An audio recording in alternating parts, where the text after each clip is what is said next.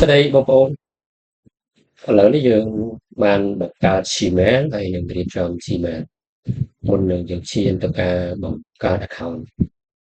អញ្ចឹងយើងត្រូវចេះប្រើការជាមួយនឹង Google Asset មួយ Google Asset គឺជាទិន្នន័យមួយដែលយើងអាចចងក្រងនៅលើ Google ហើយយើងយកទៅប្រើនៅក្នុង device ណាក៏បានដែរដូចជា Excel អញ្ចឹងតែ Excel គ្រាន់តែយើង save ទៅក្នុងផ្លាកឬក៏នៅក្នុងmemory ហើយយើងយកទៅបើកប៉ុន្តែនៅក្នុង Google Asset នេះគឺយើងអាចប្រើដូចជា Excel បានអញ្ចឹងកុំឲ្យចាំយូរយើងបើក page ដែលយើងបង្កើតតែមុនគឺ Gmail មកយើងបើក Gmail នេះមកទៅពេលដែលយើងបើក Gmail អញ្ចឹងហើយក៏មុនយើងបានកំណត់ហើយដូចជាកន្លែងនេះកន្លែងទូរស័ព្ទដែលយើងកំណត់នៅលើ Gmail ហើយ YouTube ហើយ Facebook ហើយនិង TikTok អញ្ចឹងទាំងអស់នេះគឺយើងអត់ទាន់បានបង្កើត account YouTube ហើយ Facebook TikTok យើងអត់ទាន់ទេយើង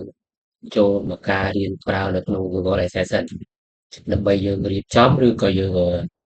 បង្កើតទិន្នន័យមួយអញ្ចឹងដើម្បីបង្កើត Google Assistant បានបងប្អូនត្រូវចូលមកកន្លែងនេះបើខាងស្ដាំដៃចុច profile មានចុចនេះហើយចុចនេះកន្លែង rate កន្លះនោះបងប្អូនចុចមកមកមានទាំងអស់មាន Drive មាន Gemini មាន Search មាន Photo មាន function ដែលយើងប្រើប៉ុន្តែអ្វីដែលយើងប្រើគឺយើងហូបវាមករក like set អឺ Windows ខ្លះវាអត់ចេញទេប៉ុន្តែយើងមើលតែអក្សរនេះមកនេះបងប្អូនណានេះវាចេញបែបនេះហើយដោយសារតែខ្ញុំនិយាយបែបនោះដោយសារក្នុង Windows Computer ខ្ញុំទៀតវាអត់ចេញរូបបែបនេះវាចេញបែបដូចជា Excel តែនេះវា update ទេបងប្អូនចុចលើវានេះមកចុចមកវាឡើងទម្រង់បែបនេះបងប្អូនឃើញទេអញ្ចឹងទម្រង់បែបហ្នឹងនេះខ្ញុំប្រាប់បងប្អូនថារៀបចំបែបគ្រប់គ្រងនៅលើ Facebook អញ្ចឹងណា Facebook បងប្អូនចុចកន្លែង new មួយមកណាបងចុច new ទៅចុចបូកអញ្ចឹងវាចេញបែបនេះចេញបែបហ្នឹងបងប្អូនហើយយកខ្វែងទៅបិទចេញមកទម្រង់ Facebook បងប្អូនដឹងហើយវាមានអីខ្លះវាមានUID វាមាន password វាមាន name ហើយវាមាន Gmail វាមាន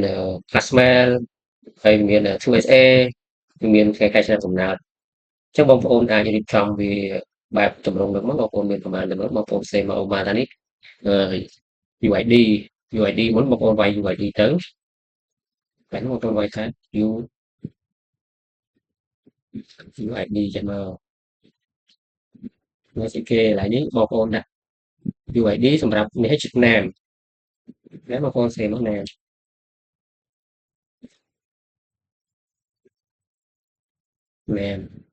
នេះគេ password បងប្អូនវាយទៅមក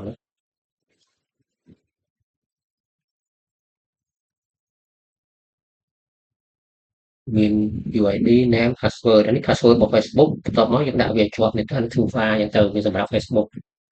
យើងដាក់មក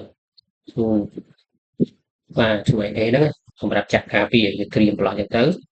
កន្លែងនេះយើងដាក់ mail យើងសេមក mail ទៅនេះ pass mail យើងសេមកដាក់ key ដើម្បីយូរទៅហើយដល់មក mail មកបានន័យថាយើងដាក់ Gmail នេះ pass Gmail នៅនេះកន្លែងនេះ bird បងប្អូនសេមក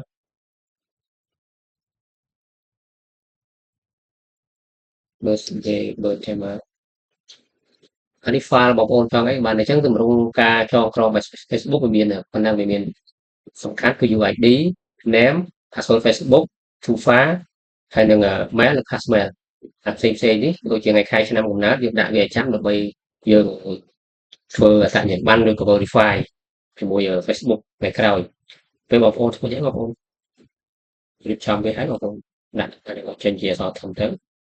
នេះវាចេញបែបនេះអញ្ចឹងបងប្អូនរៀបទម្រង់មក UID វាបំណាបងប្អូនដាក់តំណែងមក name បងប្អូនចាត់តំណែង password បងប្អូនរៀបវាចេញមក Trufa វាវែងតិចបងប្អូនទីចេះទៅហើយសម្រាប់ mail ក៏វែងយើងទីកន្លែងមកហើយ passmail ដាក់កន្លែងមកអញ្ចឹងបងប្អូនរៀបបែបហ្នឹងទៅវាស្រួលនៅពេលដែលបងប្អូនចាប់ផ្ដើមធ្វើការងារគឺយើងបានកំណត់ទុកហើយអស់ហើយឧបមាថាបងប្អូនចាប់ផ្ដើមបង្កើត account បងប្អូនធ្វើឲ្យបងប្អូនដាក់ UID បងប្អូនដាក់ name ដាក់ password ដាក់ Trufa តាមមកហ្នឹងដាក់ mail ដាក់ passmail ហើយអញ្ចឹងបងប្អូនមិនបាច់បារម្ភទេនៅពេលដែលបងប្អូនធ្វើឲ្យបងប្អូនសំខាន់គឺបងប្អូនការពារតែ Gmail នេះដែលយើងធ្វើ Gmail រឹងមាំហើយគឺវាការពារហើយអញ្ចឹងរាល់ឯកសាររាល់ file នេះគឺ យើងអាចទៅដល់កន្លែងណាក៏យើងស្រួលធ្វើការដែរអញ្ចឹងបងប្អូនចង់បង្កើតជាកន្លងបងប្អូនដាក់កន្លងនេះមកគឺវាហ្នឹងបងប្អូនចុចរកកន្លែងនេះបងប្អូនចុចកន្លែងនេះមកវាបញ្ចេញកន្លែងឲ្យយើងវាដូច Excel ហើយហើយបងប្អូនចង់ដាក់ folder អីនេះសម្រាប់ការប្រើប្រាស់លើនេះបងប្អូនចង់បានប៉ុន្មានអញ្ចឹងទម្រង់វាដូច Excel ទេបងប្អូនរូបមន្តក៏នៅមានពេលខ្លះរូបមន្តក៏យើងស្រាវជ្រាវខ្លួនឯងអានេះខ្ញុំគ្រាន់តែប្រាប់ថាទម្រង់ note នៅលើ Gmail សម្រាប់បងប្អូនដែលគាត់ចង់បង្កើត account ច្រើនអញ្ចឹងបងប្អូនបង្កើត10000 account ឬក៏1000 account 100 account ក៏មិនបារម្ភថាត្រូវយកกระดาษមកពីណាទេបងប្អូនបងប្អូនអាច note នៅនឹងបានហើយបងប្អូន note ហ្នឹងមកបងប្អូនដាក់មកនេះ save ឈ្មោះមក print name មកចឹងទៅអានេះសម្រាប់ឲ្យគេ note Facebook អញ្ចឹងទៅបងប្អូនអាចដាក់មក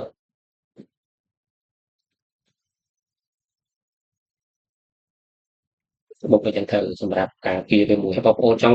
ចង់តឡើងតារាងមួយទៀតដូចគ្នាទេបងប្អូនចុច delete បូកនេះមកវាបង្កើតតារាងឲ្យមួយទៀតដែរហើយបងប្អូនចុច delete បូកមួយទៀតមកបង្កើតតារាងឲ្យមួយទៀតបងប្អូនចង់លុបចុចលើវាខាងនេះមកវាមានកន្លែងលុបមកដែរវា delete មកឃើញវាស្រួលប្រើបងប្អូនអញ្ចឹងដល់ពេលបងប្អូនចេះប្រើនេះវាស្រួលទេវាទី1នៅលើ Google នេះវាជាទម្រង់មួយកុំឲ្យយើងភ្លេចអ្នកខ្លះអាសាភ្លេច to far មែន